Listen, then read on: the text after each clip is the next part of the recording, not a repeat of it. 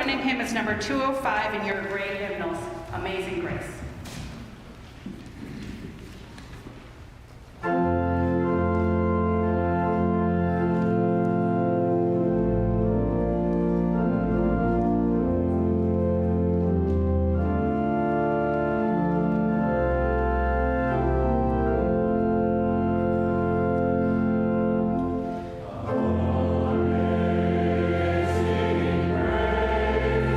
grace, how sweet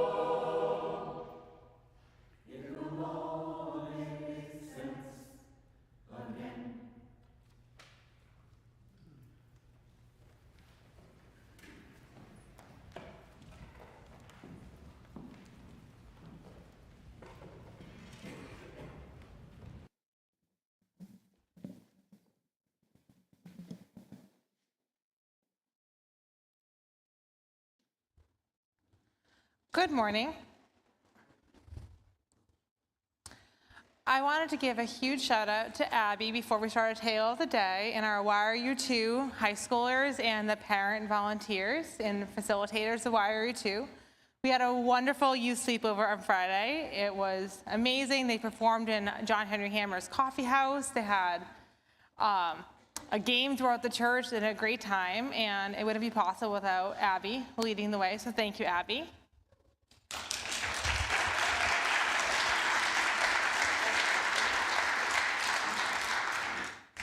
And if you too want to meet amazing folks and part of the Faith Development Committee and community, we have an open jam session today to help start a church band that's going to be multi-generational. So it's not just for teens, it is for everybody in this church.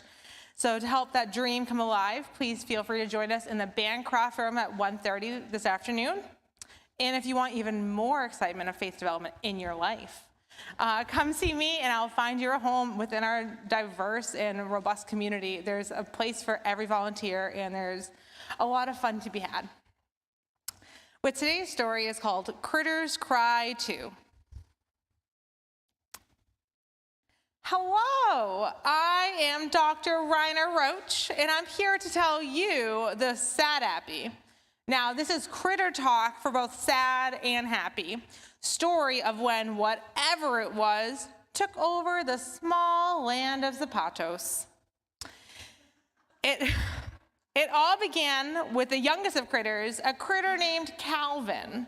Calvin loved to laugh and had very wild hair. He lived with his family in a place called Zapatos. There were 9 critters in the critter family, including their family pet, Waggly. The critter family were a bunch of happy critters, and they loved each other very much. There wasn't much to do in Zapatos except play critter ball and talk. Now, critters love to laugh and tell jokes.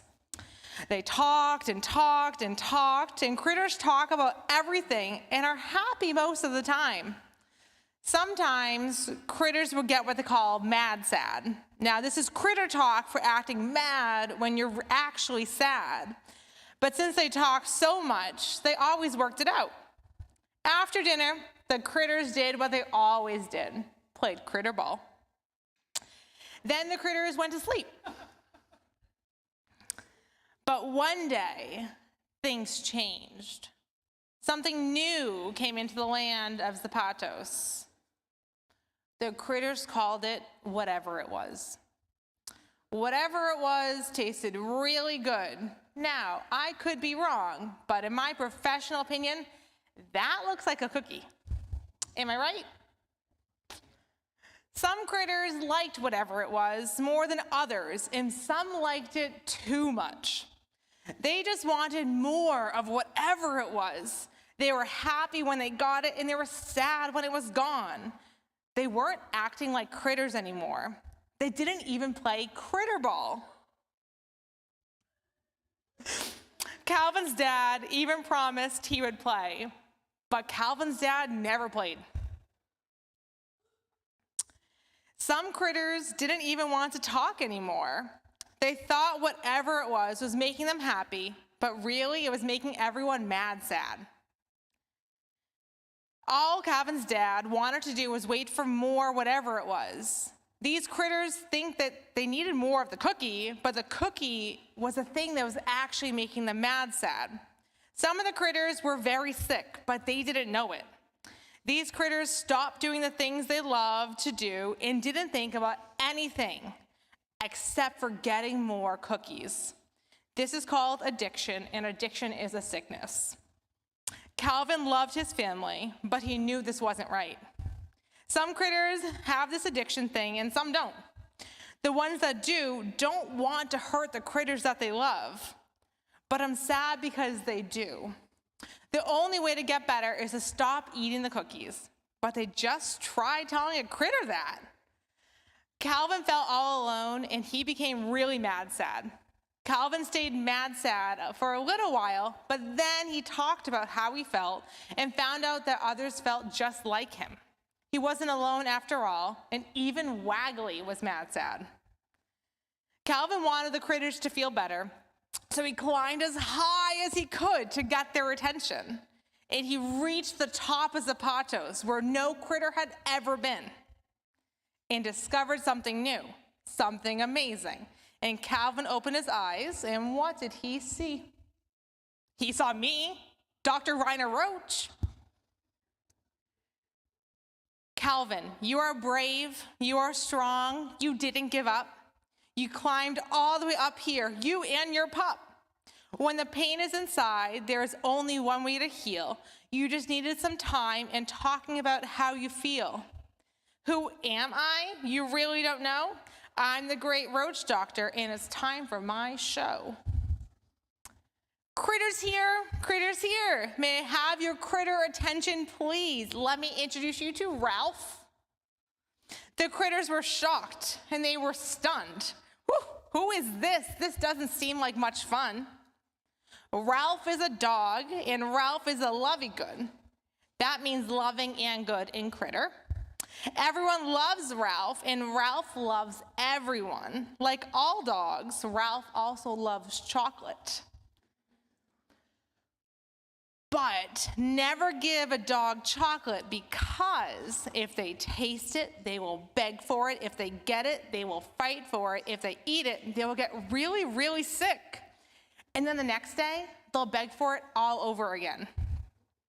Critters, I tell you about Ralph because you are no different than he. Whatever it was is making you sick, and this I hope you will see. You have to make the choice and be very, very strong to say no to something you like that has been hurting you all along. Well, after my speech, Calvin kept talking, and a few other critters decided that they were ready to climb out of Zapatos and away from whatever it was. Climbing out of Zapatos and getting away from whatever it was, if you are addicted, is not easy to do. It would be like Ralph the dog saying no to chocolate. So not all the critters have found their way out of Zapatos just yet, but the ones that did found something so amazing, so special, that made Calvin so happy. They found themselves.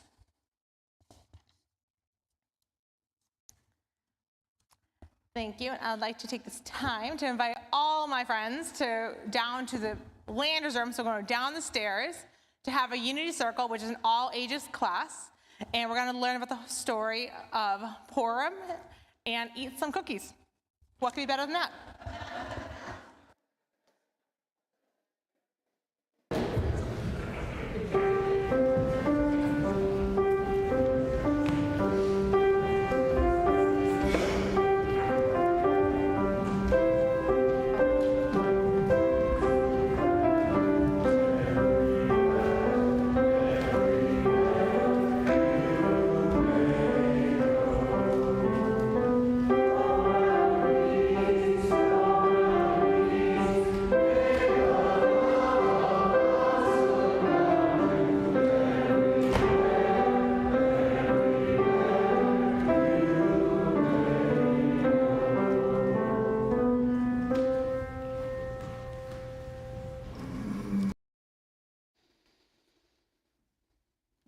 Please join me in the common prayer, which today is the Serenity Prayer, printed in your order of service and appearing on your screen. God, give me grace to accept with serenity the things that cannot be changed, courage to change the things which should be changed, and the wisdom to distinguish the one from the other. Please continue your own thoughts and prayers in silence.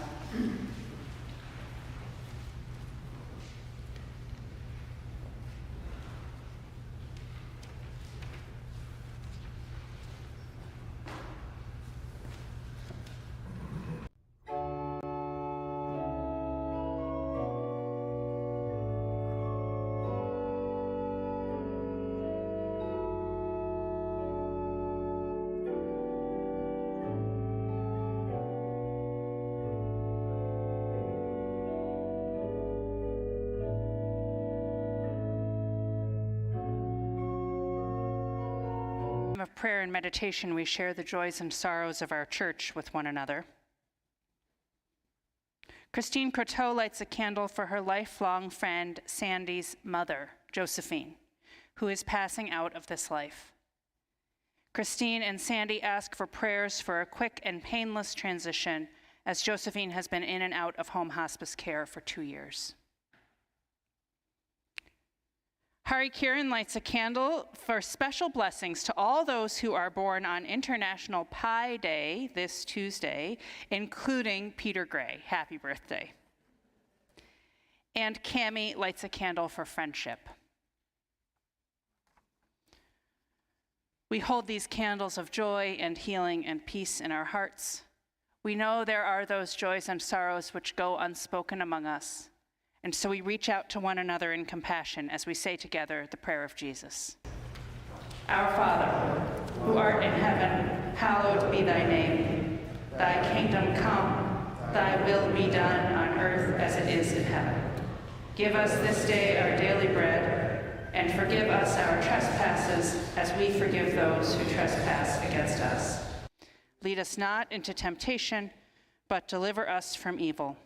For Thine is the kingdom, and the power, and the glory, forever and ever.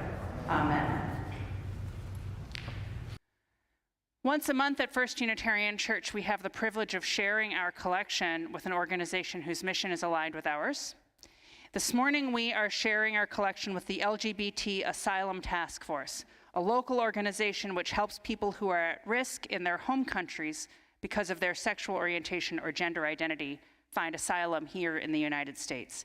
Al Green, the director, is here to talk with us this morning about their work.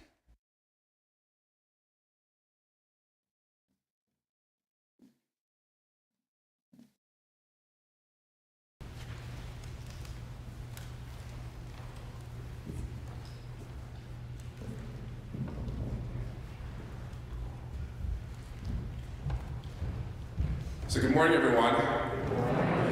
So, as I said, my name is Al Green. I'm the Ministry Director of the LGBT Asylum Task Force. We are a ministry of Haddon Park Congregational Church, UCC, that's based here in Worcester.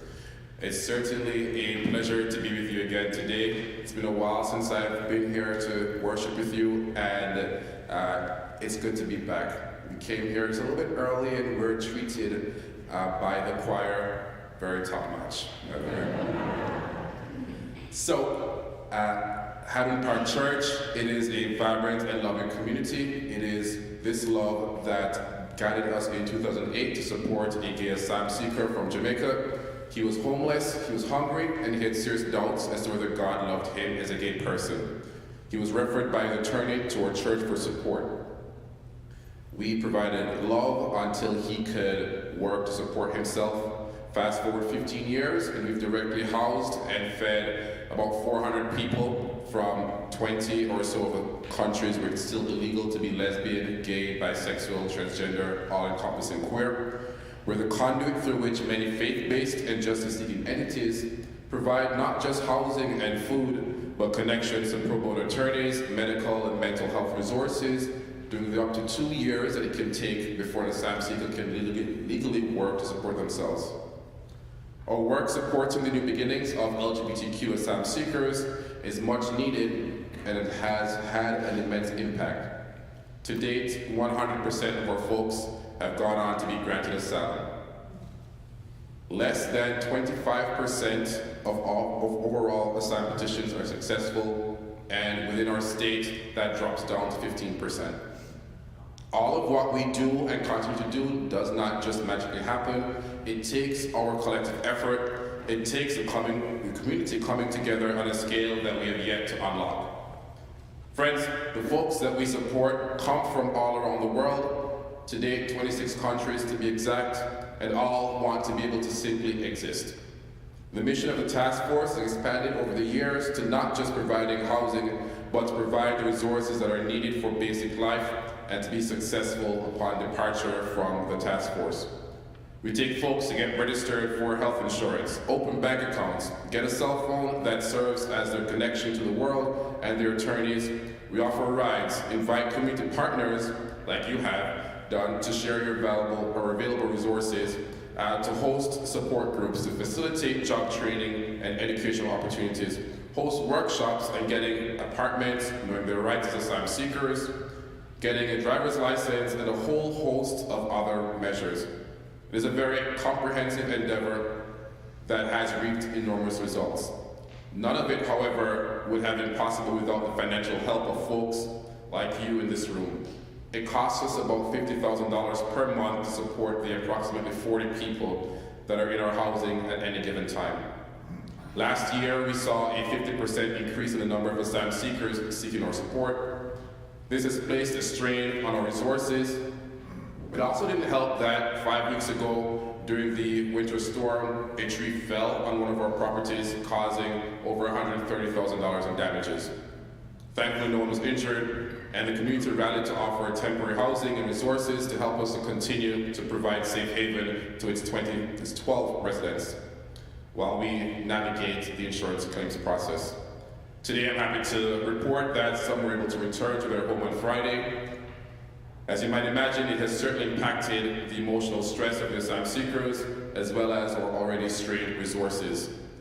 I'm deeply grateful to those of you who have offered prayers and resources as we navigate this period. Thank you for your generosity and for sharing our cause widely.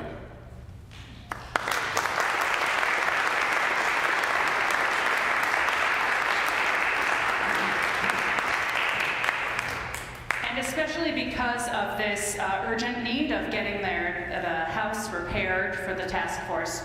In addition to the collection we're taking now, there's an opportunity to donate in exchange for goodies during coffee hour, and that money will also go to support the task force. The ushers will receive the morning's offering, or you may scan the QR code in the order of service. For those of you online, you can go to firstunitarian.com and click Give Online at the top of any page, or text the number that will appear on your screen. The church will pay the fees associated with online giving, so 100% of your gift will support the LGBT Asylum Task Force. I invite your generous contributions for this good work in our community.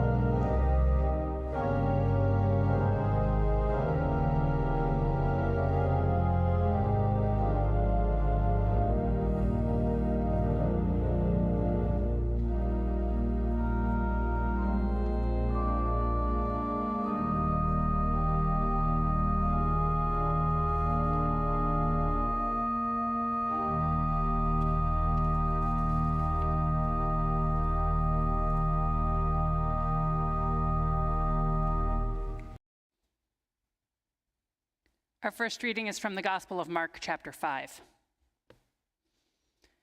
A large crowd had followed Jesus and pressed in on him.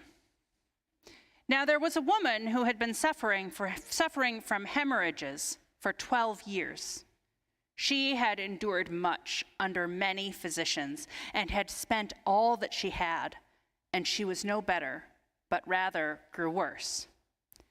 She had heard about Jesus and came up behind him in the crowd and touched his cloak. For she said, "If I but touch his clothes, I will be made well." Immediately her hemorrhage stopped, and she felt in her body that she was healed of her disease.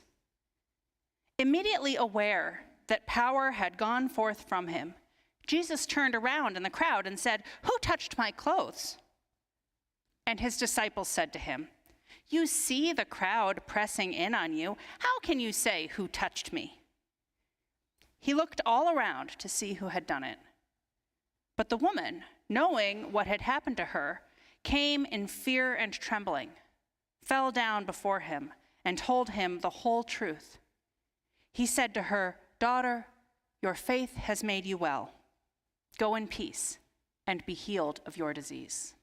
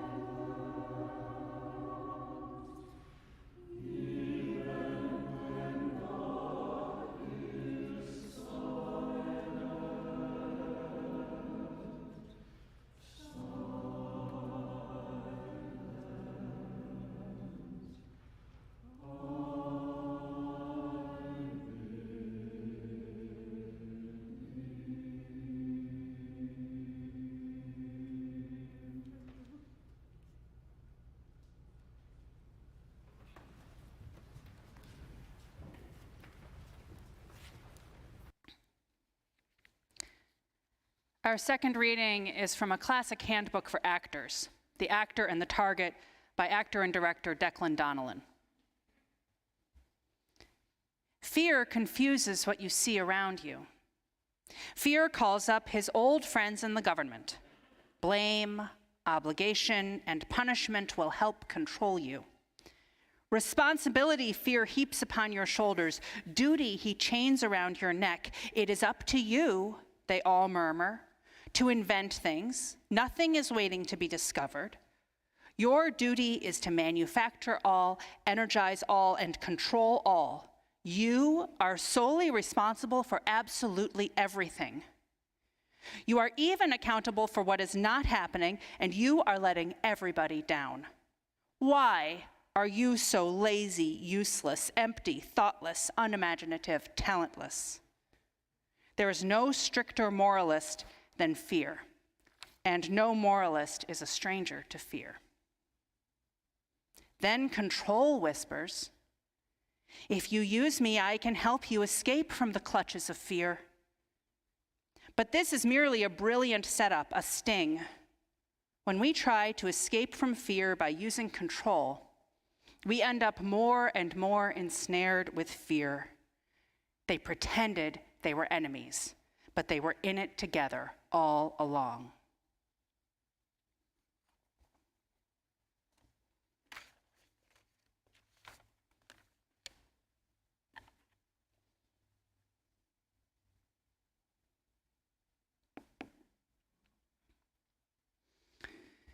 There are topics that come up again and again in preaching because they come up again and again in our lives. And one of these is how to love and help friends and family who are suffering from addiction. Addiction is a serious problem in our lives. It's one we don't talk about very often. I imagine it has touched many lives here in this congregation. 5% of American adults have alcohol use disorder, abusing alcohol in some way.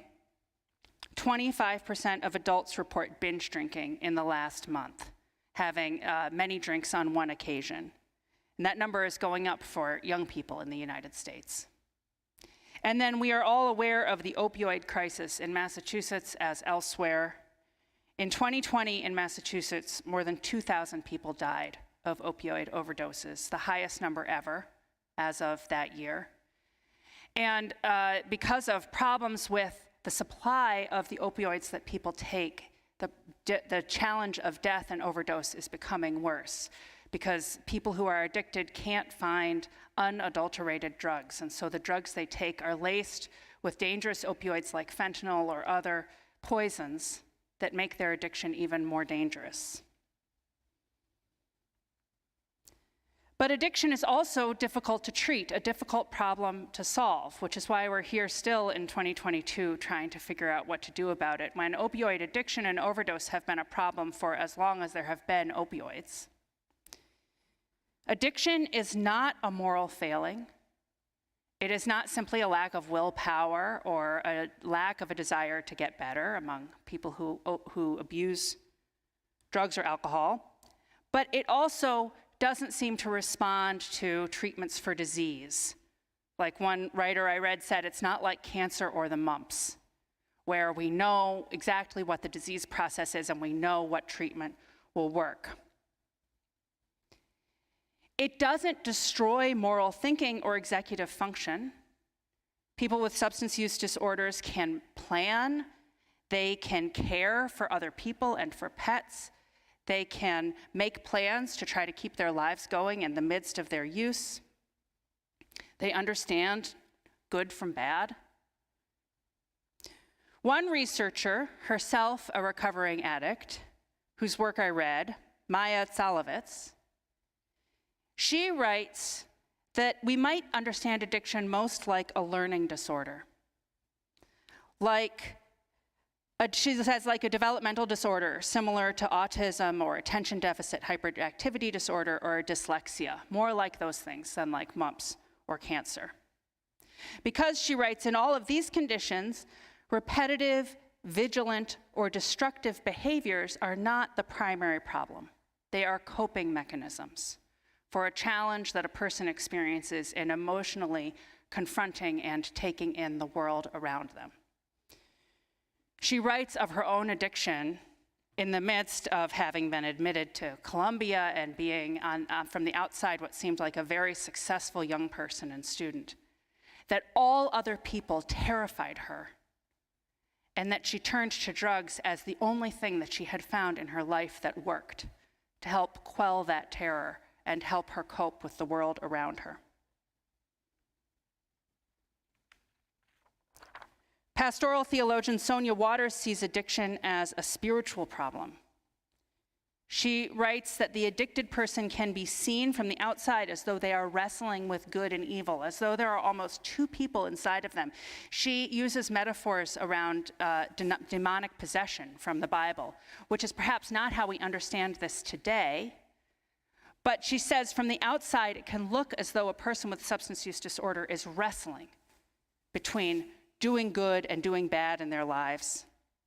From their point of view, they might be wrestling with pain and the avoidance of pain, with trying to avoid some suffering that they have encountered in their life, and becoming physically addicted to a drug that helps them avoid that suffering. And so it gets ever more difficult to look for other ways to avoid that suffering. A person's connection to their life force and their soul's community is imperiled. That's a spiritual problem. That's a problem that people face spiritually because of substance use disorder or for other reasons. And effective treatment treats that person as a whole person whose body, mind, and spirit need care. So a spiritual problem with spiritual and medical and social solutions. So despite this understanding of addiction and research that shows that just like anybody with any illness, people who have substance use disorder need support and care and opportunities to find what their own solution to this problem, much of our popular understanding of addiction is based in moralism and the concept that addiction is wrong and that perhaps there is something morally wrong with people who have substance use disorder. Alcoholics Anonymous has helped many in 12-step programs that are like it. And it begins, the first step is to recognize one's powerlessness before the addiction, which can be very meaningful when this is taken on voluntarily as a treatment for addiction. But if somebody is forced into a 12-step program and told that they must accept their powerlessness before their addiction, that can get us into the territory of moralism and creating a moral framework around addiction. 12-step movement itself generated other societal movements and treatment programs. One that might even be causing harm is called tough love. I'm sure you have heard this approach, this tough love approach, which says that when we love somebody who is suffering with substance use disorder, support for them is enabling them. And what we need to do as people who love that person is to cut off our support for them and allow them to face their problems on their own. In some situations, this might be the right thing to do. Suppose a partner who you rely on to help parent children is struggling with substance use disorder, and what you need to focus on is parenting your children and not trying to take care of that partner. It might be the right thing to do, to say, I need you to get some treatment and find ways of not using this drug, and I'm gonna be over here making sure that our kids are safe. But in other relationships, it might be the right thing to do to offer the person who's struggling with substance use disorder support and love and help in getting the treatment that they need. You know, one clear example is prison. And this is even beyond family relationships, right? This is our society's relationship to people with substance use disorder. Prison is as tough love gets, if we can call prison a form of love. And as a society, we may turn to prison and say, a person has to see just how damaging this behavior is, just how damaging their substance use is, and there's no way to show them how damaging it is that is more effective than prison. There's nothing more damaging than prison. So prison must be the best place for people to overcome their substance use disorder. But in fact, research shows that exactly the opposite is true, that addictions and recidivism get worse in prison, that there is still a supply of intoxicants available in prison, and that people who can be kept out, especially young people, who can be kept out of the criminal justice system and provided support and care, a rehabilitative space instead, do better, both in terms of overcoming addiction and in terms of not returning to criminal behavior. As a society, we need a more holistic understanding of healing, something based in evidence and respect. And I think our spiritual wisdom and spiritual communities give us examples of this kind of treatment and understanding. I like that story that we heard from the Gospel of Mark. A woman is suffering from a hemorrhage, and she has been suffering from this hemorrhage for 12 years. Now, the story doesn't tell us, but we can imagine that this might be some form of menstrual bleeding, something like endometriosis maybe, that causes heavy bleeding. And at the time, that would have made this woman, if she had been honest with everybody she met about this condition that she had, it would have put her almost entirely outside of society. Like many ancient societies, Judaism at the time had a rule around ritual bathing surrounding menses. And so she would have needed to spend all of her time separated from society and ritually cleansing herself. So we can imagine that this woman has not been living her life in the bathhouse for 12 years, that she has been hiding what's wrong with her so that she can go about her daily life. She's seen many doctors, the story tells us, and she comes to Jesus for healing.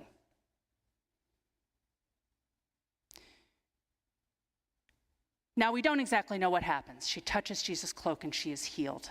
And Jesus attributes this to the power of her faith more than to anything that he has done. And much to her surprise, perhaps, the same as the disciples' surprise, when she reaches out and touches him and she feels the healing happen in her body, Jesus turns around and says, "Who touched me?" Now, if I were that woman, I think I would hear that as an accusation. Who touched me? And here she is with this secret problem that she can't tell anybody. She's afraid. The story says that she goes down before Jesus in fear and trembling because she could be accused of having done the wrong thing, of having been in the wrong place, of having had the wrong kind of body, the wrong kind of problem. She expects that tough love response. You are in the wrong place. What is wrong with you? Get to where you belong. But Jesus says to her, "Daughter, your faith has made you well. A strength that was inside of you has healed you. Your perseverance in coming here and seeking healing is what has made you well." He says this to her even though perhaps he has lost something. The story says some power has gone out of him. In other words, it's the opposite of tough love. Jesus risks being changed by the woman in order to heal her. He risks help, compassion, presence, and love. And he sees her as a whole person who brings strengths to her own healing.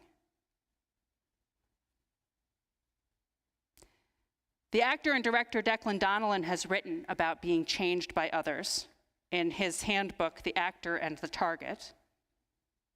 His central insight is that in acting, every character in a scene is trying to change something or someone around her, and the actor must identify this something and respond to it. And that no matter how much preparation has been done before appearing on the stage, the actor must open herself to this something and allow herself to be changed by it for the scene to come alive. In other words, in life, when we encounter other people, to authentically see them for who they are and be in true relationship with them, we have to be open to being changed by who they are, by who we encounter in the world. Relationships are only authentic when we ourselves might be changed by them. Donalyn imagines somebody going to say something painful to a friend. And maybe this comes back to addiction. Maybe the painful something is saying to a friend that you're worried about their substance use. He writes, "The moment comes for your carefully prepared speech. You look at the friend and take in a deep breath. But when the time comes, it is not you who decides when and how to breathe, or even what to say, I might add. It is the sight of your friend that decides. It is the relationship and the love you feel for them that decides how that interaction goes. And if we don't do this, if we plan everything we say, all we do, even down to our breath, we are allowing fear to be in charge of our relationships with other people, and we are turning to control for help. And these things, fear and control, they don't bring us into relationship with other people. They separate us from other people. Ironically, the very same problem that a person with substance use disorder is facing. That they don't know how to reach out and be in authentic relationship with other people or with themselves, and so out of fear and a desire for control, they have turned to a substance that now their body is now addicted to.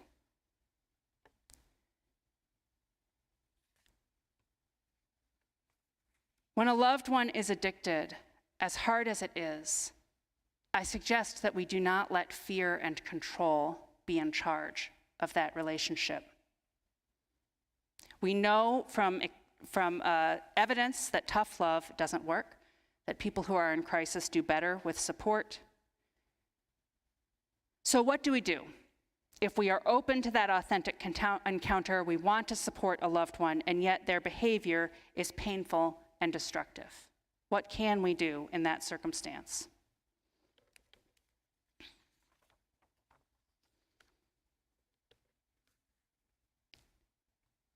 The pastoral theologian Sonia Waters offers a FRAMES model for intervention. FRAMES stands for feedback, responsibility, affirmation, menu, empathy, and supporting self-efficacy.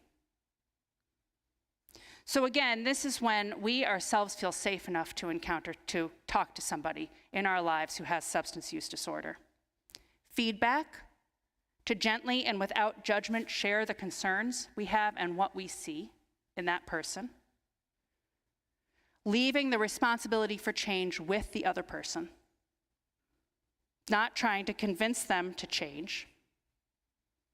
Perhaps giving them advice and affirmations. Here are resources that are available. I believe you can do this. I believe you can make a change. A menu of options, giving them choices.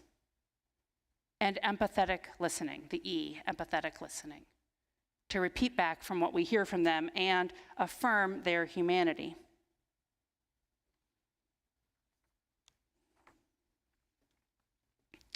The other thing to keep in mind is that change, unlike the example given by Alcoholics Anonymous, which was founded by one man who had experienced sudden conviction to stop drinking, and the salvation that he personally found in helping another man to do the same. But that all of a sudden conversion from drinking to sobriety, in the case of AA, or from using to not using with drugs, that only happens sometimes, and it is not the primary way that people overcome addiction. It is usually a process. Not so much now, but in the past, many people smoked, and many people have overcome an addiction to cigarettes, more socially acceptable than other addictions, but physically one of the most difficult addictions to kick. If you have ever tried to quit smoking, you may know this. It is a process. It doesn't happen all at once. It takes a while.